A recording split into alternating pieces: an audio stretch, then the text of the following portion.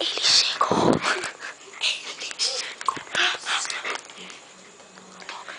Estão gritando, né? Eles estão gritando. Pega aí.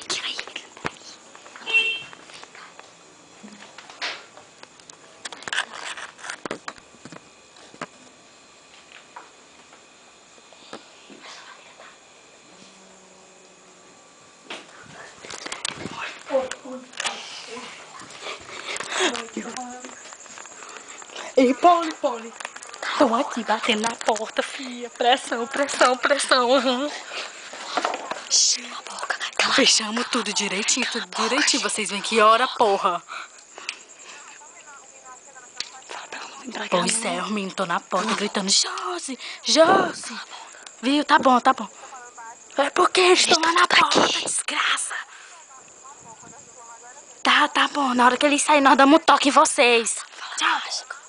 Na hora que eles saírem, eles dão um toque em vocês que estão gritando lá fora, Poli, Erlane. Quando eles forem embora, tu liga no meu celular, da Laís. Tá, eu mando um vivo, me liga, porque eu tô sem crédito. Vou dar um jeito de avisar aqui, se me ligar. Tá, aviso sim. Tchau. Gente, eles estão lá ainda. Sério. Vamos no quarto da mãe da Josi. Eu quero água. Eu tô morrendo de sede.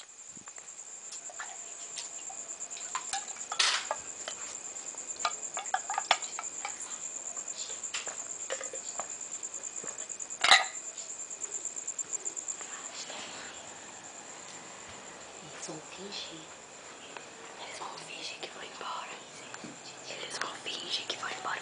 O filho não tá com ele, tá aí com o Diogo. O filho tá com o Diogo porque não é o Agla que isso é barulho de titã na chibina. Isso é barulho de titã. Eles estão fingindo que vão embora. Eu tô toda arrepiada. Só de medo. Tô parecendo um cão de fé também. Eu quero água. A Josi não tem vergonha na cara, não. Olha esse negócio. Pai e mãe fui para uma festa ali com a Erlane, Brenda, Poli, a Irinha, a Linha. A Poli deixou a moto aqui, a gente vai dormir em casa. Eu arrumei a casa todinha. Só o meu quarto bagunçado, como sempre. Novidade, né, Josi? E outra, mãe, não tem água desde cedo, por isso não enchi os dedos, bicho, mais tarde tô em casa. Aí eu tô com a chave. Oi. Quer? Aira. É. Quem é que tá falando?